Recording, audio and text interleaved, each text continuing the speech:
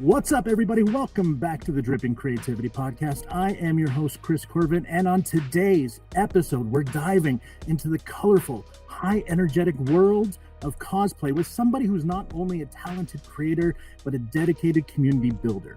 Our guest, Jared, otherwise known online as SupermanFitt, is a DC-based cosplayer who's been crafting and wearing costumes inspired by both Marvel and DC, from local conventions to major events like the freaking Deadpool and Wolverine premiere. What the hell, man?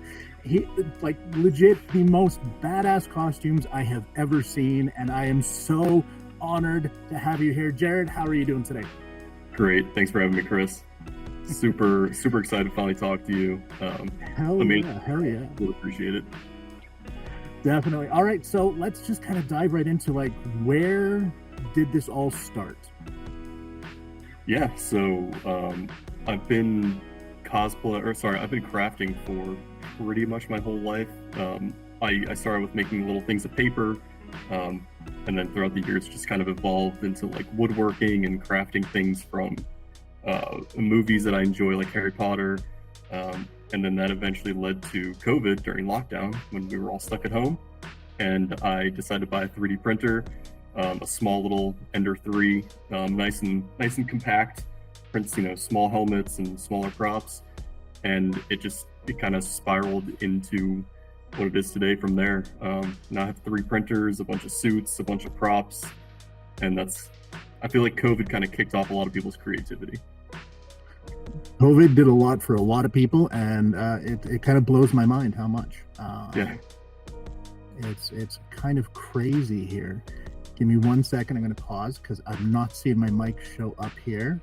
Oh. So I'm just going to make sure that I am active. You can hear me fine though, right? I can hear you loud and clear. Perfect.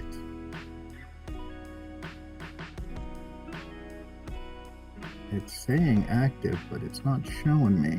Well, all right. Well, that's fine. We're just going to keep going because I have the backup recording. So we're going to be all right.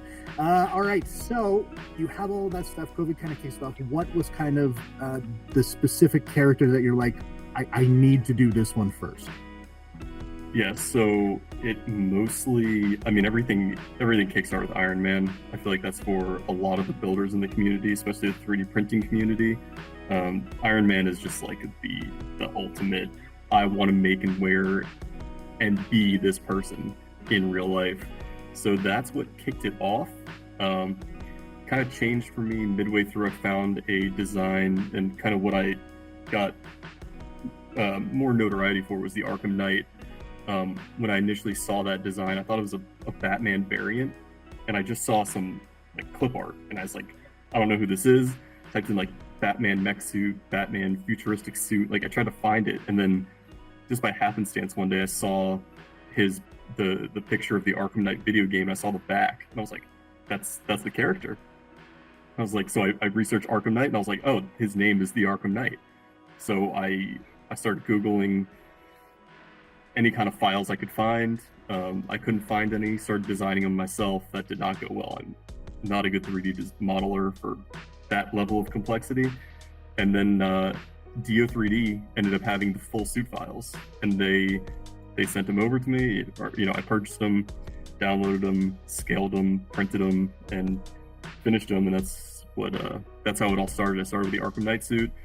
Iron Man is still always on the back burner. I still want to do that. I've done some helmets, but we'll get to that eventually. I would love to do an earlier kind of mechanized suit, not the later nano suit tech. But I still love Iron Man. He's always the pinnacle of cosplay for me. Iron Man is kind of like one of those characters where you're looking at it going, if I was rich enough, I would do that shit. Yeah, you're like, there's so many millionaires and billionaires. Like, why don't they just make an Iron Man suit, a real one? Between Iron Man, Batman for sure. That one was always a go-to dress up when you're a kid and all that shit. So, yep. so then with the love of comic book characters and all that stuff, is that something that kind of carries from the childhood, or was it just something you kind of rolled into as you got older? I loved it as a kid. Like growing up, I would always I had a little Superman, like Party City suit. I have a picture of myself at like 5 years old wearing that with the curl. Same thing I have going on right now. big curl, and I wear that for probably 6 or 7 years in a row. Obviously, my username is SupermanFitt. Like, he's always been someone I've always envied, wanted to look like, wanted to play, wanted to be. So I have some older cosplay pictures of me in a Superman suit from like 2015, before I really got into cosplay. I had a pretty nice suit that's since been repurposed, but it's carried over from childhood. I've always loved it. And then obviously I was only in 8th grade when Iron Man came out in 2008, so I still consider myself a kid then, and just carried on. Oh, thanks for making me feel old, dude. I appreciate that. It's fine. It's all right. So let's kind of we'll get back to the building and all that stuff here in a bit, because I have 10 billion questions about all that shit. But I really want to talk about the Deadpool and Wolverine premiere. Like, first off, how was that? And second off, did they approach you? Did you, like, how did that fucking happen? Yeah, so obviously not obviously, but one of the earliest people I met in the cosplay community, he from the get-go told me I have to do Wolverine. And I was always scared because I love that character. Hugh Jackman is one of the greatest portrayals of any character on screen. Him and Robert Downey Jr. are right there. I was always scared to do Wolverine. And then we got the suit from Sim Cosplay. They had designed really early on from the leaked set pictures. They designed it, they sent it out. I had it sitting in my closet for probably like 6 months. I was just scared to put it on. Like, I didn't want to let down the character, because I always like to embody the character. Cosplay's for everyone, but I personally want to look as much like the character as I can. Finally put it on one day. I was like, this is amazing. Took a bunch of pictures, posted them online, shot with a buddy as Deadpool, shot with my girlfriend as Lady Deadpool. Marvel ended up commenting on one of the pictures on Instagram. That was the highlight of my life thus far. It was awesome. And then they approached me and my girlfriend to come to the premiere. And to answer your first question, the premiere was insane. It was so much fun. It was my first premiere that I've ever been to. It was Sarah's second, and it was insane. Being on the red carpet, seeing all the celebrities come in, all our friends who are cosplayers there, getting to hold Peggy, who's Dogpool, and then seeing all the other random celebrities who just show up. Just a bunch of random celebrities that get invited. It was a lot of fun. But yeah, they invited us, and they said, hey, do you want to also do this promotion for a partnership that we have? And I was like, sure, what is it? And they're like, we don't know yet, we can't tell you. It's like, well, can't say no. So we're like, screw it, let's do it. And they told us like a week before it was me for Heinz, and they were like, you're gonna be wearing Heinz ketchup and mustard bottles over your cosplay. So we show up the day of, we get the suits, we put them on, we get the Heinz ketchup and mustard bottles, we put them on, we do a quick test fit, send the pictures over to the Marvel and Heinz team. They give us the okay, and then we got to go kind of like outside of the cosplay area, but still near the cosplayers. So we're still like near our friends, and then kind of out in the open, and it was awesome. It was so much fun. That's so crazy, man. That is just seriously crazy. So at the premiere, because again, I've never actually been to one. So especially for something like Marvel, you mentioned the cosplay area. Is there like a specific zone kind of dedicated to cosplay, or just happens to be where everyone kind of goes to? Yeah. So I've only been to one, but I've seen pictures from a bunch. This one was set up where they had 2 cosplay areas. So it was at the Lincoln Center, I think, in New York. And they have like a big step area where, a bunch of steps leading up to the building. And then if you're looking at it on the left-hand side, there's like a red rope area. And they allow cosplayers to stand there. And then the talent kind of comes in the middle.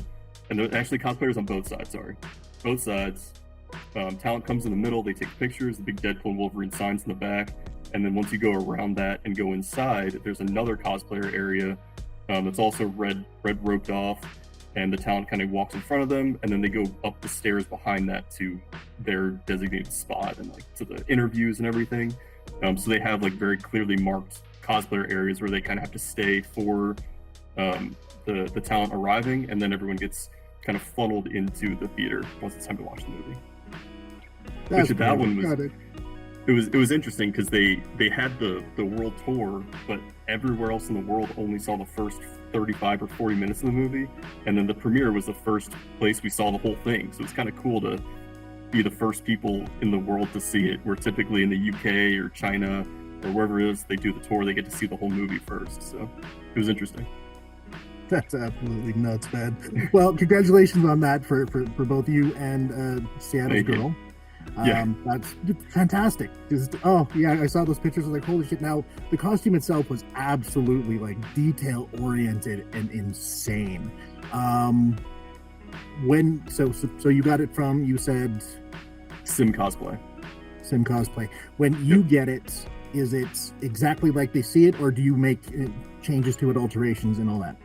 Yeah, I make a lot of changes. It's hard to just get something and not spruce it up. As a builder, you always want to put your touch on it. So they sent it to me, and if you go to the website, simcosplay.com, you'll see all the clean suits, and it's bright yellow, has no damage, no nothing else. Like, well, Wolverine has damage. Like he gets into brawls, fights, whatever. So I took my skills to the suit. First, I dirtied it up with what's called a black wash. It's just acrylic paint and water mixed together. You brush all over the place, dab it off where there's too much or you want to lighten it up a bit. And then I took a soldering iron and went through and basically took the leaked set pictures and copied the damage, the bullet holes, the slash marks, all that on there. And then finally I took some more red acrylic paint mixed with a little bit of black and splattered all over for a blood effect. So I have that one.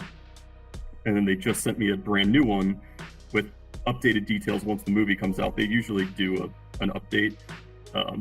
And that one's going to be dirty but not damaged. So it'll be his earlier look with the sleeves, and the damaged one will be with my helmet and no sleeve look towards, spoiler, towards the end of the movie. But I actually just finished the helmet, and I have that right here if you want to see the helmet. It is... Oh, hell yeah, because I saw pictures of that on Instagram today. Yeah, I just posted that. So this is the finished helmet. That's so good. It's Came so out really good. I'm actually going to go through and orange or kind of lighten up the yellow a little bit to more match the suit. But yeah, this thing came out gorgeous. Got the white eyes. Absolutely. And then, so listening to this, it's like the terms you're using there, the black wash and all of that. It's like you are doing a real life version of painting minis. Exactly. Yeah, I'm just painting biggies. That's freaking amazing. So is that kind of like the whole process with all the 3D stuff where you're like legit painting gigantic minis? That's literally all it is. Like I have a bunch of props here just so I don't have to get up and get them. But so here's Hawkman. This is the biggest helmet I've ever made. But this thing prints, perfectly smooth. Or sorry, not perfectly smooth, but it prints with layer lines. So I perfectly smooth it, and I go through and do all of this damage. That's all individually with a small file. So how long did that helmet take? Printing, I think each one of these was about 12 hours. The helmet itself was probably like 2 to 3 days. And the post-processing, these took a lot of work. As the printer goes tall and skinny, it tends to wobble a little bit. So I had to do a lot of filling for these guys. I'd say all in, it probably took about a week and a half to get it done. It's a lot. This one especially, there was a lot that went into it. Just for all the damage because it's such an old nth metal, it's old, thousands of years old. You got to make it look dirty and grimy. And, it's about a week and a half to 2 weeks for like any helmet, unless it's just like an Iron Man helmet. Honestly, it's a little bit quicker because they're smooth. Typically, don't have a lot of damage on those, but it's a lot. And that's absolutely insane. The Arkham Knight helmet took a little bit longer because of all the electronics. That's still the coolest damn helmet. Oh my god! I was showing it off to my agent just after we kind of booked this, and I was like, look at this shit. He's like, wait, he made that way? She's like, dude. You don't understand how big cosplay is. Like, really, you don't get it, man. Oh, it's crazy. It's a crazy world.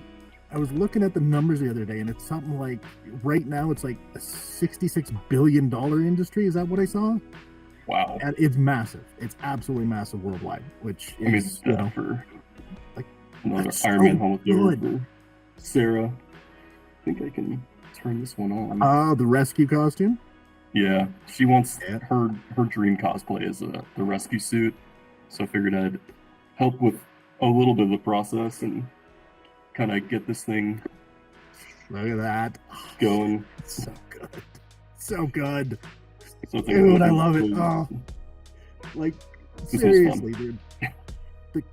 The amount of artistic ability needed for that type of detail is kind of what separates you and the top echelon of cosplayers from just your average person that likes to dress up. And I think that's what a lot of people don't really understand, because they hear, oh, professional cosplayer, and they're like, okay, they dress up in a costume, they make whoop-de-doo. It's like, no. He's spent a week and a half on a helmet doing extensive details for no reason other than he just loves to do it. Yep. And that, to me, is fucking insane, and just, it's so good, man. I absolutely love it. Thank you. Okay. So we have the extensive detail with all this shit. Sometimes you get costumes brought in, sometimes you make them yourself. Yep. So a lot of Comic-Cons and things like that, they'll actually invite you to come down, right? Correct. Yep. And so when you get invited to one, do you then think of a costume you want to do, or do you just kind of pull something that you have? Do you bring a couple?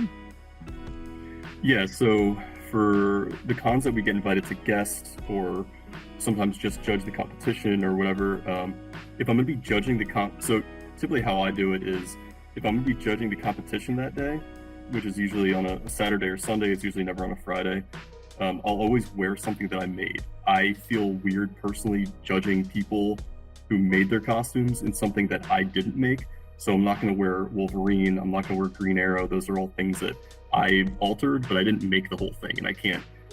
To me, it feels weird saying that like someone's costume isn't up to par when I'm wearing something store-bought. On days where I'm not judging a competition, or if I'm not judging a competition at all, you try to wear something more comfortable, because you're going to be, and something you can sit in. It's like you're standing a lot, you want to take a break, you want to sit down, you want to be able to move. This last one I actually wore Hawkman. It's like a full, the main body portion is like an Iron Man suit. It's fully all around plastic, and it, things unclick, things unhinge. It's not the most comfortable, but I can't actually sit down because the pants are just, I made the pants and they're just, fabric. Arkham Knight's a little more intense. That one just gets hot. It also depends on temperature. So if it's gonna be really hot, I tend to wear, like Wolverine is okay. Green Arrow, I can take the sleeves off. Daredevil's a little more comfortable. It's gonna be cold, and Hawkman's obviously there's like almost my whole body's exposed. But if it's gonna be colder, I'll do Arkham Knight. Again, Wolverine can be kind of either one. So I go off of judging. And then if something's popular, like right now Wolverine and Deadpool's really popular, so I'm going to wear Wolverine just because, like at New York Comic Con, I'm definitely going to wear probably multiple different versions of Wolverine. So a lot of different factors. The transitions throughout each day is like, it goes from the pristine to just the really broken. Oh, I love that. Yeah. You should always bring a backup too, in case things don't go according to plan, or Sunday comes around, you're just exhausted and you had something big planned for Sunday and you're like, I can't do this. Bring something comfortable, or just recycle a suit and wear something you wore the day before. The best cosplay, hoodie and sweats. There you go. Cosplaying as a normal person. You know what? You technically could. You could get away with that shit. It'd be totally fine. Yep. So what is traveling like when it comes to having to carry, especially 3D printed shit? Like, is there a lot of issues when it comes to, getting on planes, doing all of that stuff? Short answer, yes. So first of all, traveling with large props is just a hassle in general. Luckily New York, we're in DC, and we have the train. Amtrak goes straight from DC to New York, and that is by far my favorite way to travel. You can take all your stuff on there, just put it up, and you don't have to worry about people throwing it around. Like, you have control over it the whole time. So when we went to New York Comic Con last year, I had my wings, Sarah had her wings for Hawk Girl, and mine still ended up getting destroyed, and they didn't work properly because I had all these electronics and they were super heavy.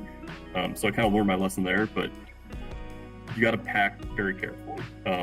With things like the Hawkman helmet, where the wings are super thin, I mean, that's only a couple millimeters.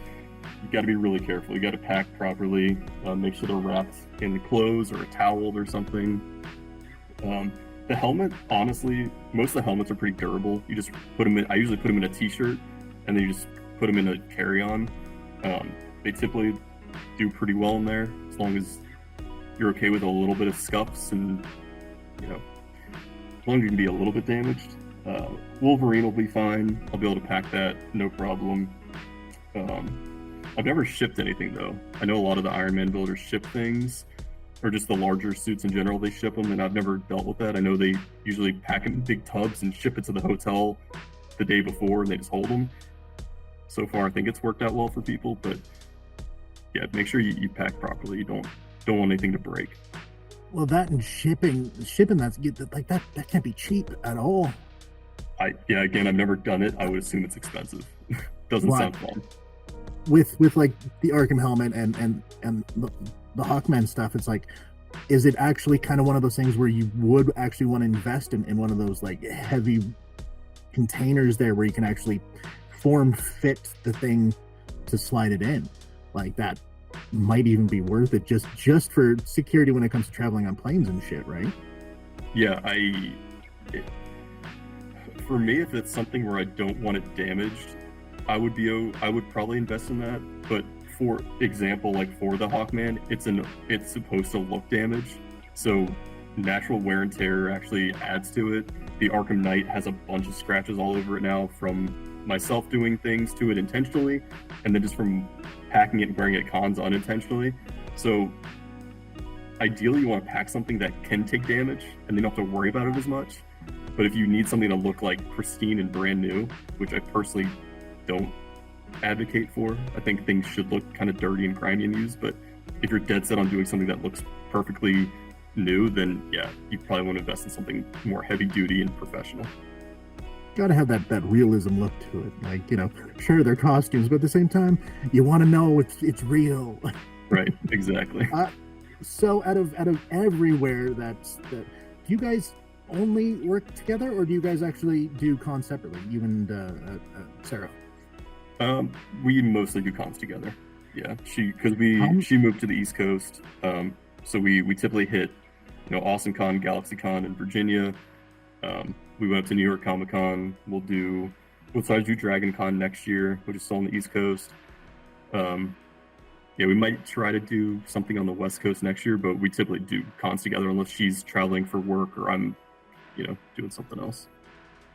Well, I don't have any pull with them yet, but the Calgary Expo up here in Canada, I'm going to get in with them, and I'm going to tell them to invite you too, because I think that'd just be fucking awesome to go and hang out. I'll show you guys around town.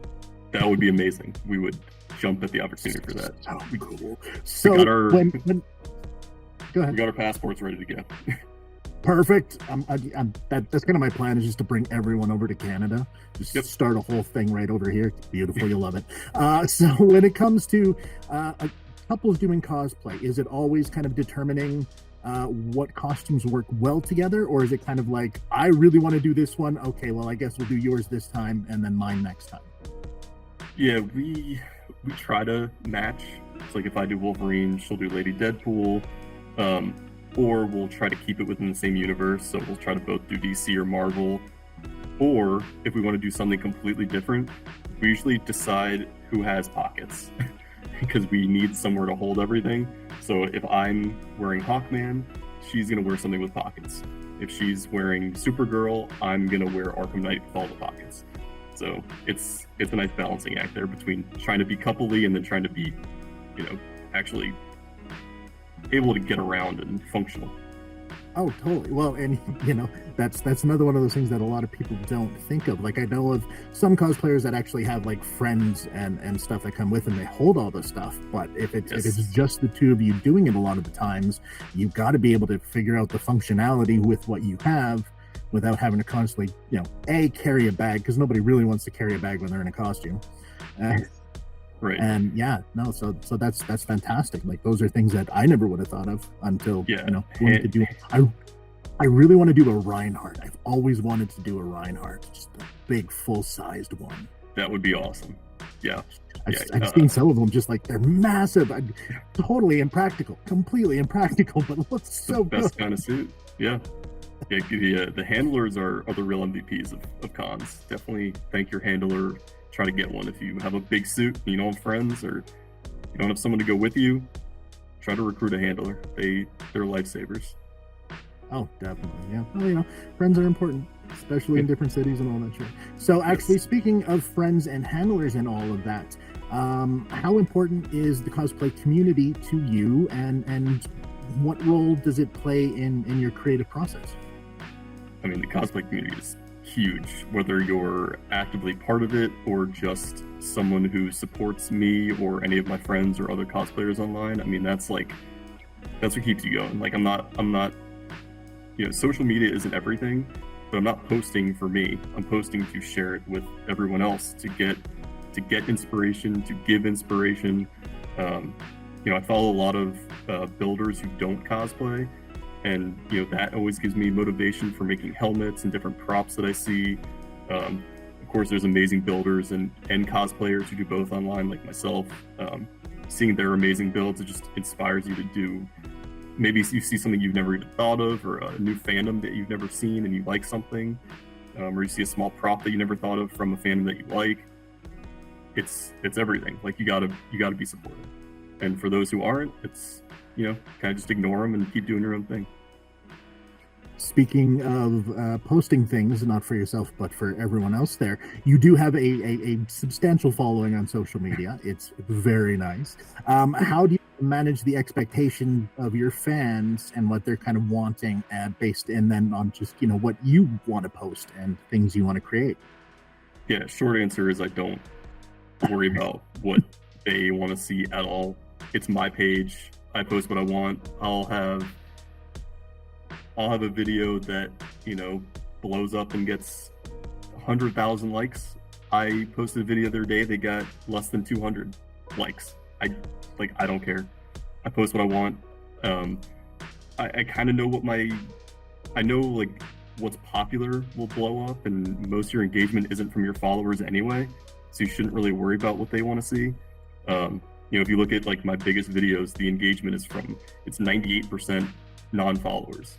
So I want to post things that my followers are engaged in, and I know what they like. They like to see Arkham Knight. They like to see Wolverine. They do not like Harry Potter, but I love Harry Potter, so I keep posting Harry Potter. It's just whatever you want. And then if you are worried about that, there's tools you can use. You can poll on Instagram and ask what people want to see. You can delete old videos that didn't have good engagement. You can kind of gauge from there and see your past posting history, but overall, you shouldn't really worry about engagement or what other people like. Just keep posting what you want. So kind of a follow-up off of that, because it is one of the things, like in the cafe, there's a lot of people that are just starting out to build their kind of brand and their image. We have the writers, the artists, filmmakers, and all of that, and engagement is kind of a really big topic, and how to figure out how to determine, especially when you're smaller, what somebody needs to do to get that outside traction. Because again, I completely agree.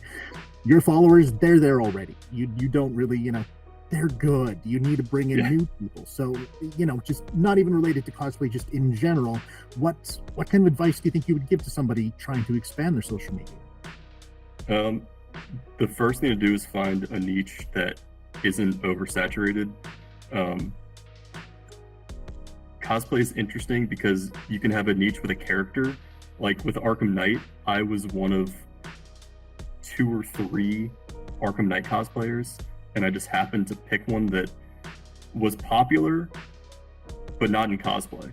So I kind of helped like I initially posted on Reddit, and it like blew up on Reddit and made like the front page, and that kind of showed me that like this character is really popular, but no one really cosplays because it's kind of a complicated cosplay to create. That's how kind of. Are you kidding me? It involves, so it brings everything together. You got to be able to sew, electronics if you want. You don't have to do electronics, but it helps. The 3D printing, foam work, painting, like it involves everything. So it helps to pick something that not a lot of people do, but that's popular. Second thing is currently reels. Pictures do well, but reels are what engage people. Like you got to do a quick reel. People don't have a long attention span, but they like entertaining videos. So, like I said, pictures can do well. They do okay on my page, but reels are what blows up. Use a trending audio. You got to find out what's trending, and you got to stay up with current events. Like it's tough to pick one specific niche and then just keep doing the same thing over and over. You got to pick your niche and then evolve it with trending topics or items or songs. Or a really good example is one of our friends, Demetch. He's a DJer,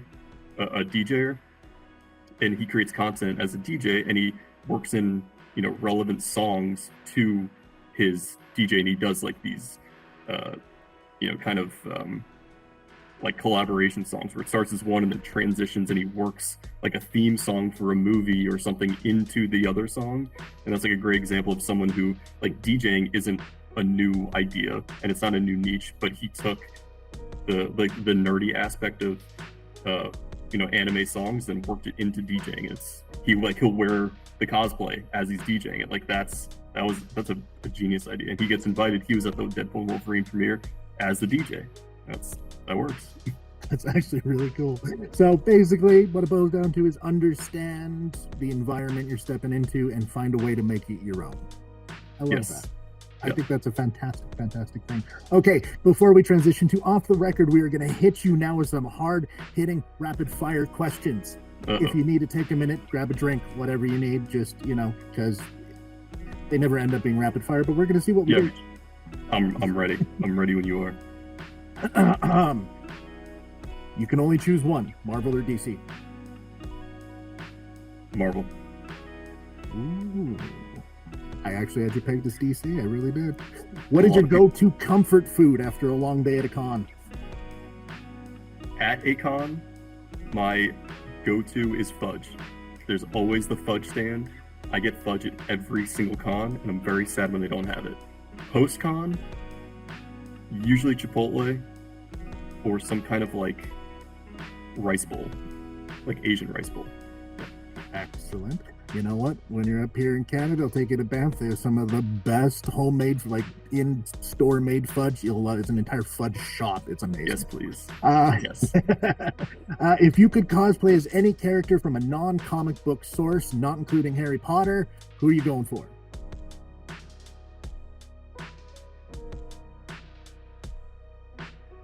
Non-comic book character and not Harry Potter. Mm-hmm.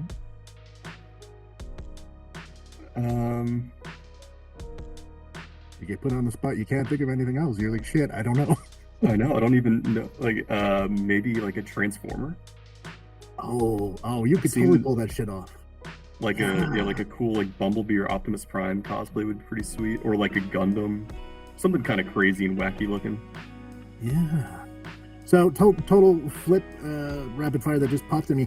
How many gender swaps do you guys do in costumes? I haven't done any yet. Sarah has done like 5 or 6. She's done Superman, she's done Punisher, she's done Arkham Knight. She's done a few more. Yeah, I think like 4 or 5 or 6. You got to catch up, is what we're saying here, dude. Come on. I know. I really want to do a Wonder Woman crossover. That would be a gender swap would be. There's actually a guy who does it. I forget his name off the top of my head, but he does obviously it's like a gladiator look. I think that'd be really cool. I've always thought of doing a Wonder Woman crossover. 100%. Definitely do that one for sure. Yeah. Best cosplay accessory, the cape or a helmet? Helmet. I figured you were going to say that one anyways. Yeah. Capes are cool, You but put a lot of effort into the helmet. you get Capes moving get in the lights way in the of helmet. cons. Yeah. Cape is underrated though. It doesn't make a lot of pictures. It's it's mostly hidden. It does complete a picture, True. but the helmet's always front and center. True. What is one piece of advice you'd give to somebody just starting in cosplay? Kind of going off the content creation thing is don't pick a character just because it's popular. Just pick what character you love, and don't worry about what it looks like or what you look like. Just do it. Just have fun with it. Love it. Now, big one, because I've seen this one pop up a couple times, and it's kind of divisive there. Are you allowed to cosplay something you don't know anything about and you just like the look of it? Yes, because I did Arkham Knight and I've never played the game. It's okay, I didn't miss too much. I've watched the full playthrough. I got every angle. I know all about the Riddler trophies. Like I know the whole game inside and out. Never played it. Just love the look of your character. So yeah, totally fine if you like the look of it, but do research into it. Exactly. You should at least know the character, like know who it is, his name, how he got his name, maybe, which I just found out a couple months ago. Just know about the character. It's totally fine. Totally People fine. It's totally good. Yeah. What is the favorite suit you ever made?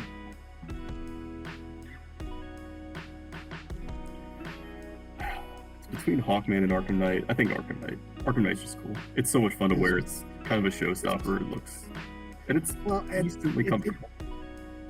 Well, see, that's very important too. But it's so realistic down to what the game was. Like first time I saw that, it was just like, are you kidding me? There's no fucking way. Like, it was so well done. So well done.